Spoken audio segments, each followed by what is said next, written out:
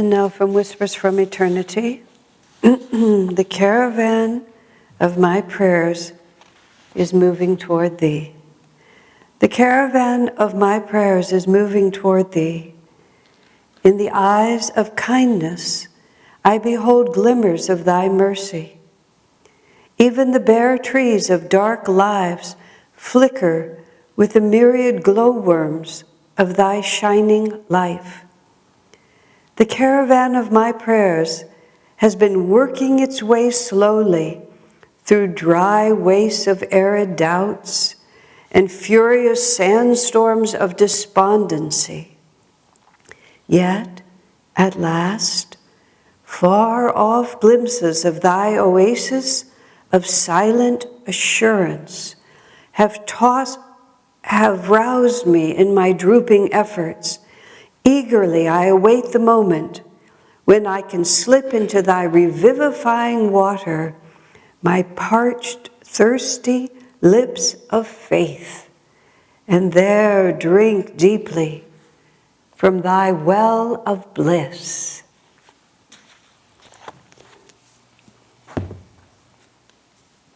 No one says it like he does in that book. That book is actually an instruction book of right attitude. If you read it with that thought in mind, you find that every human condition is described, and then what is described is the right attitude to have toward it. Sandstorms of despondency, parched deserts of doubts, but then I see glimpses, and then every once in a while I know.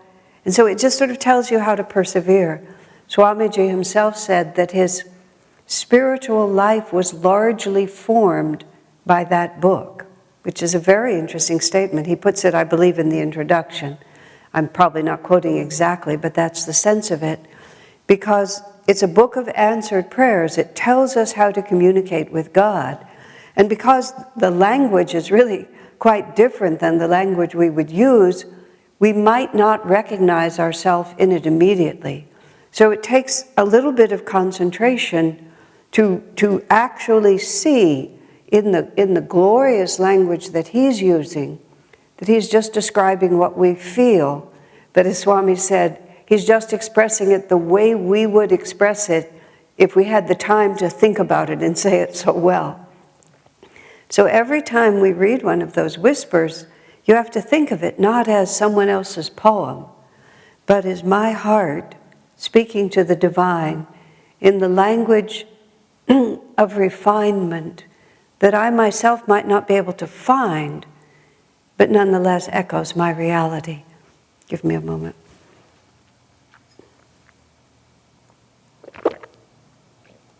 The resurrection of Jesus, which Swami makes the point of reminding us, is not unique in history. Nonetheless, especially for the West, and actually for anyone, the whole drama of it is so intense. When I went for the first time to the Church of the Holy Sepulchre, not for the first time, but when I went there on the time that I really connected with it, it's a church that's not that large. And within this enormous framework, you go up these very steep stairs to the place where Jesus was crucified. Then you come down those stairs, just down a staircase. Here's the place where his body was laid when they took it off the cross and they prepared it to put in the grave. And then you walk over just a very short distance in what is now a little chapel, used to be a cave, and that's where the body was placed. And that's from where Jesus emerged resurrected. And it's all just a minute or less of movement just from place to place, probably 30 seconds if you just went. And right in that place, this extraordinary shift of awareness happened for all these disciples. And first they go through, and this was what we experienced on Good Friday and also on Palm Sunday. The disciples go through this. I think there probably weren't roller coasters at the time of Christ, but whatever it would have been of up and down, this exaltation of entering the city of Jerusalem, this extraordinary night, which was the night of what they call the Last Supper, where Jesus sat for hours with his disciples and gave them their last instructions. This is all in the Gospel of John. Just story after story of him describing the spiritual life. Jesus, knowing this was the last time. I mean, they didn't schedule it as the Last Supper. They just scheduled it as the Passover Seder, actually, probably. But Jesus knew. So he poured everything he could into those disciples who were with him, and then commissioned Judas to go off and do what Judas was going to do, which was to bring the Roman cohort. After the dinner was done, the group walked, and they walked not very far, maybe 10 minutes, 15 minutes, down through a valley, up a little bit of a hill to the Garden of Gethsemane, the Mount of Olives, where the group had often gone. There was a cave there where the disciples often stayed together, and then there was an open place, which is now, again, encased by a big church, which is called the Rock of Agony, where, I mean, the words are so in themselves, where Jesus prayed.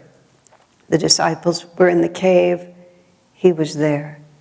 Then, of course, he was taken away. He was crucified. This is the Friday service. And he dies on the cross. But he dies on Friday. And Friday is the Sabbath. And the Sabbath absolutely cannot be violated.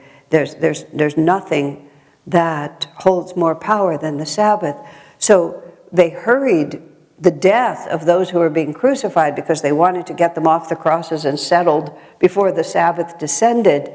Jesus, of his own free will, exited his body and was gone. And when the guards came to hasten his death, they realized that he had already left his body. So they took the body off the cross, but because the Sabbath was coming, they couldn't do with it what they wanted to do. Thus the stone that's right at the base of the hill, they wrapped him hurriedly, put him in the cave, and rolled the stone over it. Then you have to imagine Friday sunset till Sunday morning, when there was nothing they could do. The Sabbath ends on Saturday night, sunset to sunset, but it was pitch black and there was nothing that could be done. So early in the morning on Sunday, the earliest that Mary Magdalene could decently go out onto the street, she rushes to the tomb, and one can only imagine what those hours in between were like for her. Because it's so shocking to all of them that Jesus has actually allowed himself to be killed, and she herself helped move his body, so there's no question that he's passed. And they have to try to imagine, what does all this mean? On so many levels, I mean, Jesus' company was glorious. He undoubtedly, he was joyful. He lifted them into transcendent states of bliss. He instructed them. He comforted them. He challenged them. His company was everything to them. I remember toward the end of Swamiji's life, when his health was really declining, and he had finished. It was just around the time that he was finishing Conversations with Yogananda, which was the last bit of work that was unfinished for him. Instead, he actually went to India afterwards. But during that period of time when that was done, he really thought he was going to leave his body. And I remember I was talking to him on the phone one day, and he said that the night before, his life force became so diminished and his heart was so weak, Swami felt that it was just literally a breath away for him to slide out of his body. Now, I spent 45 years of my life in close association with Swamiji, either living where he was or traveling with him, but always in contact by telephone, by email, one way or another, constant, absolutely constant. He was the mark. You know, Swami was here, and then I would see him here, and then he would come and visit, and then I would see him here, and in between I'd do whatever had to be done, like this. But when he says he's ready to leave his body, I can't be so selfish as to say, no, no, don't do it. I had to say, whenever you're ready to go, sir, we won't hold you back. Not that we could, but it was appropriate for me to say that. You've done the work of 10 lifetimes, sir. You know, whenever it's time for you to go. But then, to be truthful, I had to say, but it won't be any fun to be on this planet after you're gone. And that was just the best way I could think to say it. And Swami's answer was so from the heart, speaking of when Master left him so suddenly after just 3.5 years in 1952. Swamiji was a young man. He was planning to go to India with Swamiji, with Master. And Master suddenly just left his body. So when I said that to Swami, Swami said so from his heart, I know, he said, I've been through it. Many years later, when someone asked him, which I'd never heard it asked before, how did it feel for you when Master left? Swami said, it was heartbreaking, like that. So here we have these disciples who feel that Jesus' mission is about to explode into this glorious celebration as Palm Sunday was. And all through that week they feel the extraordinary, you can imagine, Jesus himself knew this extraordinary lifting of consciousness as they're all together in Jerusalem celebrating the Passover. And then instead he dies. So at the earliest possible moment, Mary Magdalene runs to the tomb to find the body, to at least take care of it. And she's concerned, how will we roll the stone away? It's a big stone. How will we get there so that at least we can properly honor his body and bury him in the way he should be buried? So she gets there, and the stone is already rolled away. And her thought is not that some of the disciples got here sooner, but some of those who were against Jesus have moved it and desecrated the tomb. So even in greater concern, she rushes in to look, but there's no body there. But her explanations are still, they've stolen it. They've stolen the body. And this is, just, you can imagine the last straw for her. She's already so overwrought, and now she can't even honor his body. So she's sort of looking everywhere. Where is it? Where is it?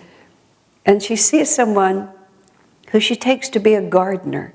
There's this divine Leela. Why did Jesus do that? Who knows? There's this divine Leela that the masters play with us. They make us perceive. They make us continually come back to the truth and rise to it to be able to understand it. So she says to the gardener, they've taken his body. Do you know where it is? And then that form, he simply says, Mary. That's how the Bible puts it. Mary. And then all of a sudden in that moment, she realizes she's standing in front of Jesus. She's standing in front of him.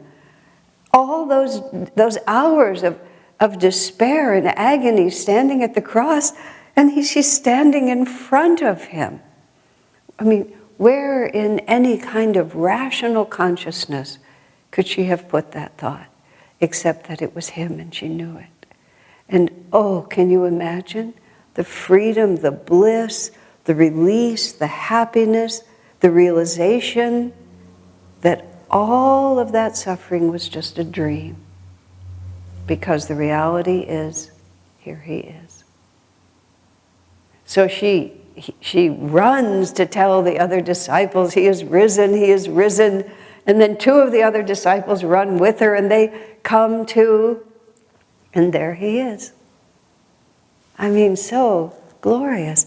But look what that does to our entire conception of reality, which is why this story of Jesus' resurrection has captured the imagination of human beings everywhere. Death is the one absolutely inescapable ending point of everything we know. Or maybe not. Or maybe not. I don't know how many of you have lost someone who was close to you in death, have been present when someone died. It is so extraordinary that the body is animated and then it's nothing. I mean, all attention is in this direction, and then it's nothing. It's just nothing. But the reality of the person, let me phrase it differently, that which you have known through that body, it just never comes back again. Even Master mourned that. When Sister Gyanamata died, he knew that they would be united in spirit. They were one in God, but the physical was over. We will never be Sister and Yogananda again together. And it's tragic in the sense of something beautiful has now come to an end. It's elevating because something limited has now been dissolved. It's everything that the human spirit can possibly imagine. But it also is final. And yes, we can have dreams, yes, we can have visions. But what Jesus showed us, and other masters, as Swami says, is that it actually doesn't even happen at all. It's just what we perceive. This is what the Bhagavad Gita says when Arjuna laments the fact, I don't want to go to war because I don't want to kill these other soldiers. The so-called enemy in this war is actually my own cousins. I grew up with them. How can I slay them? How can I slay the elders who were my teachers? Krishna answers he answers in multiple ways, but one of the most beautiful ways, he says, you see the body fall in death. I see the spirit rise. See, that's the difference with us. We think it's ending where it's actually beginning. But then Jesus took it a step further and said, I have conquered the world. I have conquered all of that which you think is limiting. He'd already walked on water and raised the dead and healed the blind. But now he himself is standing there. And the fascinating part of the Christian Bible is also that it wasn't merely a vision. It wasn't like in deep meditation, the Master comes and you're there with him. Jesus was there in physical form.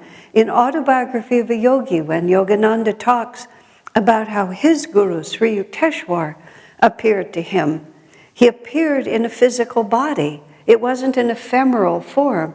And Master bothers to tell us in Autobiography of a Yogi how he knelt down and touched his guru's feet in the gesture of respect that was habitual to him, how he recognized the shoes, how he felt the toes. I mean, it's such a tiny little detail. You're sort of reading this book, you're reading about this high astral plane, Hiranya Loka, where Sri Yukteswar is now a savior for these high beings. We're reading about Yogananda, who's there and he's having this experience, and he's talking about the canvas shoes and the feeling of his toes. But he's trying to convey, as much as words can convey, that Sri Yukteswar was there, just as he'd been all the years prior to the time that he left his body. And Sri Yukteswar sort of, in a somewhat light way, says to Yogananda, yes, you do see this body as solid and material. He said it's a collection of atoms and molecules. I don't know what the words were. But Sri Yukteswar, by his will, just reassembled it. Which is what we're doing all the time. We're just not conscious of it. What causes this body to continue? It's because the jiva, the egoic self, the superconscious self, just holds it in the pattern. And once we leave, it almost immediately begins to disintegrate because that life force is not there to hold it into the pattern. Well, when Sri Yukteswar left it, it began to disintegrate, but he can just step back in and be the center and pull it all together again, and he could have lived in that body as much as he wanted to after that. This is Babaji in the Himalayas. When people read Autobiography of a Yogi, people remember Yogananda, but interestingly, Babaji is what more people remember. More people remember Babaji, who lives and has lived outside of time completely, but in a physical body. He lives in a physical body in the Himalayas, and he just maintains it. He maintains it by his will. He holds the atom and the molecules together. And I, of course, have never seen him, but people do. And when they see him, he's simply there, like you or me are standing here. So Jesus comes back in his physical body, and he's just with his disciples, just as he always has been. And the rest of the story, it's not just Easter morning when Jesus appears. For 40 days, for 40 days, here and there, the disciples were meeting Jesus, just like that. And there's a place by the Sea of Galilee where Jesus appeared on the shore when Peter and others were in their fishing boats. And there's a man standing on shore, and whether it's that the disciples' consciousness has to be cleared before they can recognize him, but the man on shore says to Peter, "How is the fishing going?" Peter says, "Not so well." He says, "Well, cast your net on the other side." So they cast their net. It fills with fish. I believe the Bible says there are 153 fish. That must have some significance. I have no idea. If it's not exactly that number, it's something close to it. But then Peter realizes that the man on the shore is Jesus. So that also tells us, you see, that he just looked like a man. He wasn't like floating above the ground, and he wasn't emanating strange rays or having a voice that echoed from the heavens. He was a man on the shore asking him how the fishing was going. So it took Peter a moment to realize that this was Jesus himself. And then in the Bible it says that Peter just jumped into the water and swam to the shore. He didn't even wait to bring the boat in, and the others had to bring the boat in. And Jesus is cooking breakfast over a fire on a rock. And of course, it's so wonderful because you can see the rock. It's right there. They call it the table of Christ because it was where he made breakfast. Now, Master said that most of the pilgrimage sites in Israel are genuine. Almost all was his words. All I can say is I certainly felt the presence on that shore, on that lake. And then Jesus asks for some of the fish so he can make it for breakfast. He cooks breakfast for his disciples because he wants them to understand that the eternal continuation of life, his relationship with them, his presence with them, his constant, ever-loving guidance of them has not been touched by death, that nothing can separate them. You see, we're all separated from the ones we love when they die. Yes, there is a continuing relationship, and if we're fortunate and have sufficient capacity within ourselves, we can love doesn't die. We can maintain that contact, and when we leave this world and go into the astral world, we meet everyone that we love. They're all still there loving us. It's a mystery that the human mind can't answer. But Jesus wanted his disciples to know, I am with you as much as I have ever been with you. And you see how different that is? This is an eternal relationship.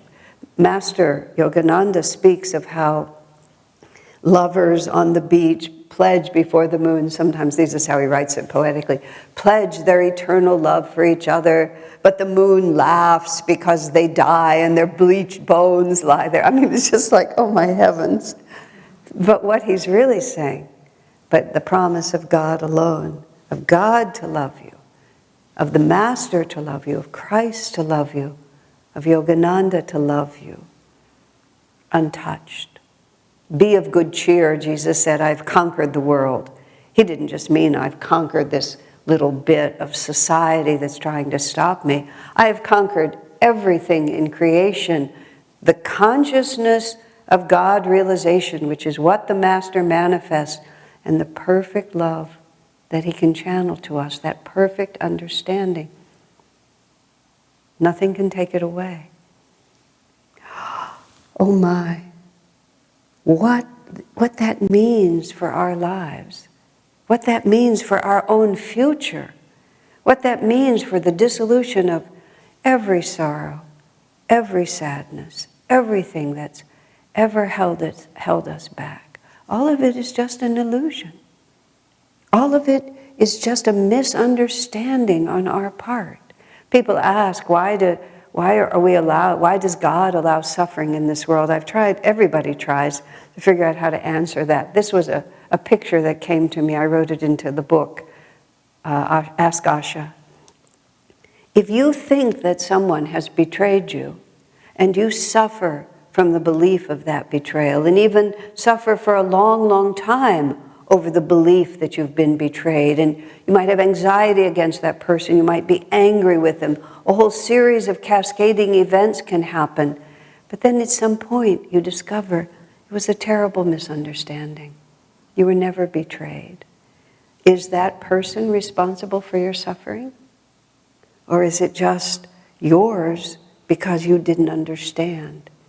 You see, that's how we live in this world. We don't understand. We imagine that we're on our own. We imagine that we have to struggle and strive for love and for friendship and for acceptance, for money, for comfort, for security. So we do. And that's the Leela, the divine Leela. There's no English word for it. The play of God. We get to keep trying all the ways that we think are going to work for us until gradually, repeatedly, as we say in the festival, the little bird loses everything it has, and then it begins to think there must be another way. And as soon as even a little bit of that thought crosses our mind, then the power of God begins to come to us. A book comes in front of us, a friend comes in front of us, a photograph, a song, something that just cracks the veil just a little bit. And if we walk through that and keep walking through that and keep sailing or through the desert, as Master was saying in the Whispers that I read, we keep sailing and we can see that oasis over there, step by small step. And then by the patient application of willpower, as I was saying in my broadcast yesterday morning, the patient application of willpower draws to us finally a true master. And then by the grace of God, we open our hearts to that master. And once that bond is formed, time, space, fire, flood, air, water, war, pestilence, disease, nothing can break that. Not death itself. And this is what the story of Easter is. This is why it has this overwhelming joy to it. Because it is the answer to everything that causes us suffering. All of it is nothing compared to the power of God. And all of it is nothing compared to Jesus standing there after all that Mary had been through. And all he says to her is, Mary. Just that. He knows her. He knows who she is. He recognizes her. He calls her by her name. And then she knows where she is. And all is gone. All sorrow is gone. This is what we're listening for. God is calling us by name. Our name is not the human name. The word Mary was just Jesus' way of saying it. I know you. That's what we all long for, isn't it? To be known, to be recognized, to be remembered, to be loved. That's what we are. We are known, we are recognized, we are remembered, we are loved. And we will be, as they say, saved, taken up into eternal bliss by the power and the loving presence of God. If not today or tomorrow, it is our destiny. And as we open our hearts, that destiny will be fulfilled. God bless you.